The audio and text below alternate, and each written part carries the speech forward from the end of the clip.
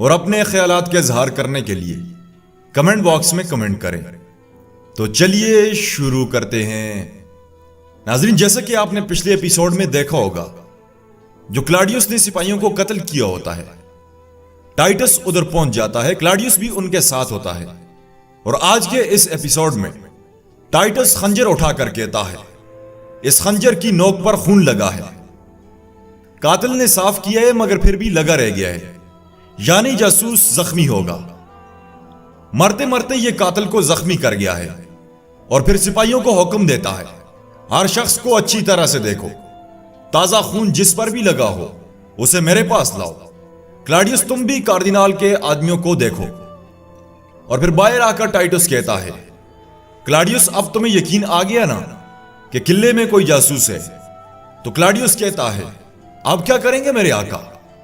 صلیبی تنظیموں کو کسی بھی صورت خبر بھیجنی ہے۔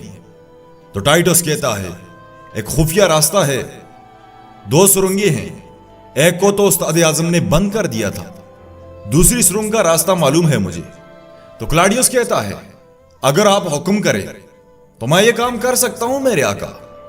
تو ٹائٹس کہتا ہے، نہیں، تمہاری یہاں ضرورت ہے مجھے۔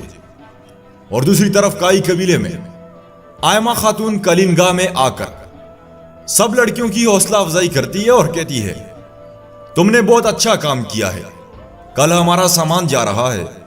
اسی دوران انہیں چکر آ جاتا ہے تو گوگچے اور حلیمہ انہیں پکڑ کر نیچے بٹھاتی ہے۔ تو وہ کہتی ہیں، کچھ نہیں ہوا، پریشان نہ ہو، بس یوں ہی ذرا چکر آ گیا تھا۔ بہت سال پہلے جب ہمارے بابا ایک قلعے کے کماندار تھے، اس وقت قلعے کو منگولوں سے بچانے کے لیے بہت جنگیں لڑی، میرے بڑے بھائی سمیت سب لوگ شہید ہو گئے، لیکن ایک بھی منگول کو قلعے میں قدم نہیں رکھنے دیا۔ ہو سکتا ہے ہمارے بھی سب جوان شہادت کا درجہ پا لیں، تو پھر ہمیں قبیلے میں سب کا دکھ بانٹنا ہوگا اور قبیلے کو منظم رکھنا ہوگا۔ اسی جنگ میں میرا بھی ایک بیٹا سنگرتا کین، جس کا ابھی تک کچھ پتہ بھی نہیں چلا، لیکن میرا دل کہتا ہے وہ ابھی زندہ ہے، وہ ایک دن ہمیں ضرور ملے گا۔ اور دوسری طرف صلیبیوں کے قلعے کے باہر سلیمان شاہ ارطغرل کو لے کر تھوڑا دور چلتے ہیں تو ارطغرل کہتا ہے، بابا یہاں پر کیوں آئے ہم؟ تو سلیمان شاہ کہتا ہے، میں نہیں چاہتا کہ سپاہی میری وجہ سے مایوس ہو جائے، یہ دوا لگا دو میرے زخم پر۔ تو ارطغرل ان کا زخم دیکھ کر بے حال سا ہو جاتا ہے اور کہتا ہے، بابا آپ کو ایسی حالت میں ادھر نہیں آنا تھا۔ تو سلیمان شاہ کہتا ہے، سپاہیوں کی کمانڈ کرنے والا سردار اگر شہادت کا خواہشمند نہ ہو، وہ کبھی بھی جہاد کامیاب نہیں ہو سکتا، اور پھر انسان کو مرنے سے موت ہی تو بچاتی ہے۔ اسی دوران اندر قلعے میں کلاڈیوس باہر آتا ہے اور ایک دیا اٹھا کر اوپر چلا جاتا ہے، اور جا کر سپاہیوں کو کہتا ہے، دیکھ کر آؤ کوئی سو تو نہیں رہا، ترکوں سے بہت ہوشیار رہنے کی ضرورت ہے۔ اور سپاہی وہاں سے نکل جاتے ہیں۔ پھر کلاڈیوس وہ دیا باہر کر کے اوپر ہوا میں لہرانا شروع کر دیتا ہے۔ باہر ترگت بھاگتا ہوا ارطغرل کے پاس آ کر کہتا ہے، بھائی عمر اشارہ دے رہا ہے۔ تو ارطغرل کہتا ہے، شاید قلعے سے مکتوب بھیجے جا رہے ہیں۔ ترگت، سپاہیوں سے کہو آنکھیں کھلی رکھیں، قلعے سے کوئی چیونٹی بھی باہر نہیں نکلنی چاہیے۔ اور اندر کلاڈیوس نیچے اترتا ہے۔ اسی دوران ٹائٹس بھی ادھر پہنچ جاتا ہے اور اسے ایسا کرتے دیکھ کر حیران ہو جاتا ہے۔ اور پھر کلاڈیوس ٹائٹس کے پاس آ کر کہتا ہے، اطراف پر ذرا نظر ڈالنے گیا تھا، یہ ترک لوگ اتنے جنونی جنگجو ہیں کہ دیوار پر چڑھ کر بھی آ سکتے ہیں۔ اور پھر کہتا ہے، اگر آپ کی اجازت ہو تو کچھ دیر کے لیے سونا چاہتا ہوں۔ اس کے جانے کے بعد ٹائٹس کلاڈیوس کے بارے میں سوچنا شروع کر دیتا ہے، کہیں یہی تو غدار نہیں۔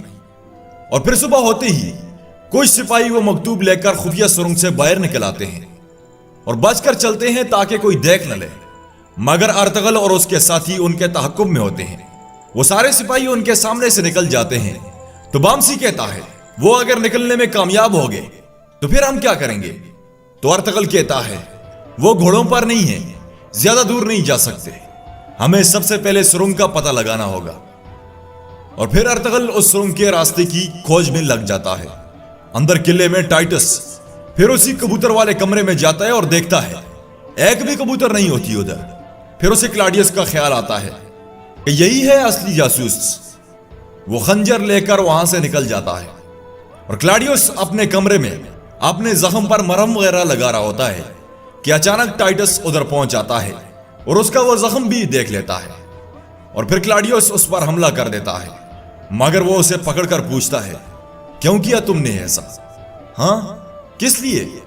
تو کلاڈیوس کلمہ شہادت کہتا ہے اور ٹائٹس اس کے پیٹ میں خنجر گھوم دیتا ہے، اسے شہید کر کے سیدھا کارڈینل تھامس کے پاس جاتا ہے اور ادھر کائی قبیلے میں حمزہ کافی سارے ہتھیار اکٹھے کر لیتا ہے، اسے گھوڑا گاڑیوں پر لاد دیتا ہے تو گندوگدو آ کر کہتا ہے میرے بھائیوں، وہاں پر بڑی جنگ ہماری منتظر ہے، دعا کرو خدا کرے ہمیں بھی جہاد نصیب ہو، چلو اب چلتے ہیں۔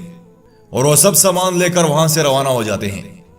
ادھر دوسری طرف ارطغرل اور اس کے ساتھی سرنگ کو ڈھونڈتے ہی ہیں کہ وہ مکتوب والے سلیبی ان کے ہتھے چڑھ جاتے ہیں۔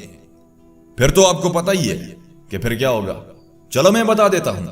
ایسا ہوتا ہے کہ ارطغرل اور اس کے سارے ساتھی ان سلیبیوں کی کندھوں سے گردنیں جدا کر دیتے ہیں، پھر مکتوب لے کر اپنے پڑاؤ کی طرف نکل جاتے ہیں۔ ادھر پھر کارڈینل تھامس کلاڈیوس کے بارے میں سن کر بہت غصے کا اظہار کرتا ہے تو ٹائٹس کہتا ہے اگر ارطغرل سرنگوں کے بارے میں کھوج رہا ہے تو یقیناً اسے ایزادورا نہیں بتایا ہوگا۔ تو کارڈینل تھامس کہتا ہے مجھے تمہارے سپاہیوں پر ذرا برابر بھی بھروسہ نہیں، میں شہزادہ یگت کو لے کر ابھی نکلتا ہوں انطاکیہ کی جانب۔ تو ٹائٹس کہتا ہے اس معاشرے میں آپ کا باہر نکلنا مناسب نہیں میرے آقا، اور ہمارے سارے گھوڑے بھی ترکوں کی قید میں ہیں۔ اس قدر خوفزدہ کیوں ہے میرے آقا؟ عیسیٰ ہماری حفاظت کریں گے۔ تو وہ کہتا ہے یہ کام میں عیسیٰ پر نہیں چھوڑ سکتا، تم اپنے احمقوں کو تسلی دیتے رہو، میں نکلتا ہوں، کوئی سپاہی میرے ساتھ بھیج دو۔ تو ٹائٹس غصے کا اظہار کرتے ہوئے کہتا ہے ٹھیک ہے آپ جائیں، ویسے بھی آپ ادھر کسی بھی طرح رکنے والے نہیں۔ اسی دوران ادھر ایک سپاہی آ کر کہتا ہے میرے آقا ارطغرل قلعے کی طرف آ رہا ہے، 3 جانباز ہیں۔ تو ٹائٹس کہتا ہے جو سرنگ بند کر دی تھی اس پر مزید سپاہی لگا دو فوراً، شاید وہ وہاں سے گھسنے کی کوشش کر سکتے ہیں۔ پھر ٹائٹس اپنے کچھ سپاہیوں کے ساتھ ارطغرل کو ملنے جاتا ہے اور جا کر کہتا ہے کیا چاہتے ہو ارطغرل؟ تو ارطغرل کہتا ہے سلیبی تنظیم کو لکھا گیا تمہارا خط تمہیں لوٹانے آیا ہوں، کہیں سے مدد نہیں منگوا سکتے ہو اور نہ ہی فرار ہو سکتی ہو، اس قلعے کے پتھروں سے تمہاری قبریں بنائیں گے ہم۔ تو ٹائٹس اپنے سپاہی کو اشارہ کرتا ہے گھوڑے کو آگے لے کر آؤ۔ اس گھوڑے پر لاش ہوتی ہے، جب اسے نیچے اتار کر اس کے منہ سے کپڑا اٹھاتے ہیں تو وہ عمر ہوتا ہے۔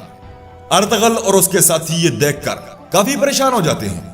تو ٹائٹس کہتا ہے اپنی پہلی لاش اٹھا لو ترک، میں نے تو جنگ کی شروعات کر دی ہے، اس کے بعد تمہاری باری ہے، تم سب کو قتل کر دوں گا ایک ایک کر کے۔ تو ارطغرل کہتا ہے تیرا قتل انشاءاللہ میرے ہی ہاتھوں سے ہوگا، میں یہ شہادت کسی اور کو نہیں لینے دوں گا۔ اور اس کے جاتے ہی ارطغرل اور اس کے ساتھی عمر کو دیکھتے ہیں اور اس کی آنکھیں بند کر دیتے ہیں۔ دوسری طرف دہلی دامیر سرنگ کے جالے کو کاٹنے کے کام میں مصروف ہوتے ہیں اور پھر دہلی دامیر کہتا ہے ارطغرل بھائی کو خبر بھیجے آ جائیں وہ جلدی سے۔ اور باہر کھڑا سپاہی آواز دیتا ہے کچھ سپاہی آ رہے ہیں، اور سلیبی سپاہی آتے ہی ان پر حملہ بول دیتے ہیں، مگر کائی قبیلے کے سپاہی اور دامیر بھائی ان سب کا خاتمہ کر دیتے ہیں۔ اور دوسری جانب کارڈینل تھامس شہزادہ یگت کو لے کر کچھ سپاہیوں کے ساتھ خفیہ راستے سے روانہ ہو جاتا ہے، اور اندر سرنگ میں دامیر بھائی کچھ سپاہیوں کو لے کر جنگلہ توڑنے میں کامیاب ہو جاتے ہیں۔ اور ادھر تھامس اور سپاہی شہزادہ یگت کو لے کر اپنے سفر پر روانہ ہوتے ہیں۔ اسی دوران شہزادہ یگت اپنا پٹا نکال کر جھاڑیوں کے اوپر پھینک دیتا ہے، اور پھر دہلی دامیر اپنے سپاہیوں کو لے کر اندر سرنگ میں گھسنا شروع کر دیتے ہیں۔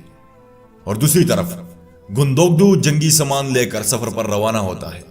ایک جگہ پر رکتے ہیں، انہیں ادھر شہزادہ یگت کا وہ پٹا دکھائی دیتا ہے تو حمزہ کہتا ہے لگتا ہے اس نے ہمارے لیے کوئی سراغ چھوڑا ہے، قلعے میں ضرور کچھ گڑبڑ چل رہی ہے۔ تو ناظرین یہاں پر آج کے اس ایپیسوڈ کا اختتام ہوتا ہے۔ امید کرتے ہیں آپ دوستوں کو آج کے ایپیسوڈ ضرور پسند آیا ہوگا۔ ایپیسوڈ کیسا لگا لائک یا پھر ڈس لائک کر کے بتائیں، اور اپنے خیالات کے اظہار کرنے کے لیے کمنٹ باکس میں کمنٹ کریں۔ ملتے ہیں اگلے ایپیسوڈ کے ساتھ، تب تک کے لیے اجازت چاہوں گا۔ اللہ نگہبان.